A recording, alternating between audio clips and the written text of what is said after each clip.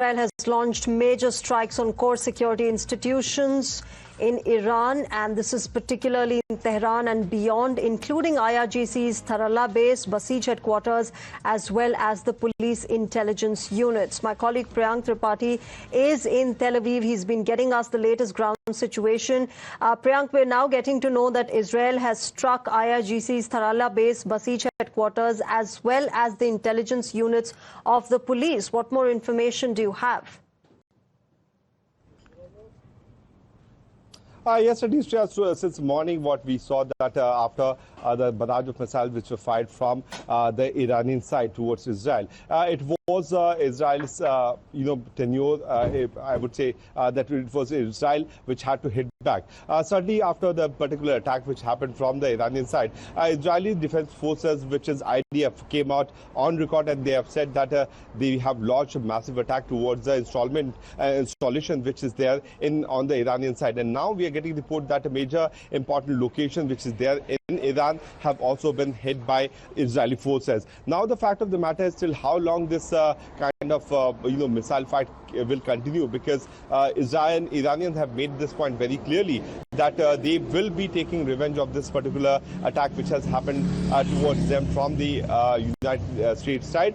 We know that Iranians were the one who had initially started building up the nuclear resource, which was very tough thing for the Israel. We have to go in the background, because in the late early, when the regime change and Khamenei actually came into power, his first target were the Israelis. He took back the passport and he made it sure that all these Israelis should go back to the country. But later in the stage, the manner in which the attacks kept on happening and the kind of militia was supported by Khamenei, like in the Lebanon, as well as in other countries, was a big threat for the Israelis. Now, since the full-fledged war is going on, both the sides have been attacking each other and they have been trying to destroy important government installation. One more point while talking about Priyank, I'll come back to you. Let me also get in for our viewers what has been happening in Tehran. Ladies and gentlemen, there is colossal smoke that is soaring over Tehran's skyline following the Israeli strikes. Those visuals on your screens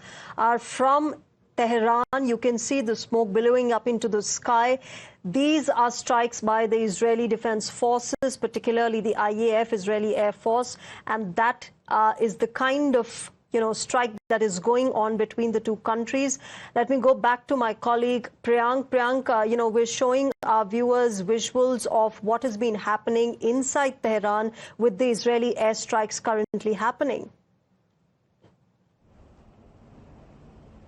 Yes, around 11:32, this is what we are trying to tell you to our viewers, that around 11:32 was the Naha OZ area, which is there in Israel, which was supposed to be targeted by the Iranian missiles, following to which the Israelis actually identified that from which location these barrage of missiles have been coming, and which has also led to this kind of massive attack on Iranian side. Because we have to understand that both the sides are not neighbors. So any missile attack which has to be carried out, there has to be a distance of 2,000 kilometers which needs to be followed by the missiles. At this stage, what we can tell you that multiple important locations which are there in Tehran have reported these kind of massive explosions. We know that Assad, which is a base which is here with relation to generation of power, electricity, has also been hit by the Iranian forces missile attack. But the Israelis have specific location, because the kind of intel, the kind of human intel as well as the technological intel which is there with Israel, certainly is Iran misses that, and that too US being backing Israelis in every front in terms of providing ammunition, in terms of providing these kind of B-2 bomber jet, because it took Israel so many years, at least 10 years would have gone, where Israelis would have been planning that they have to go and carry out the attack inside Israel around those nuclear bases, which would have turned up as a major threat to them.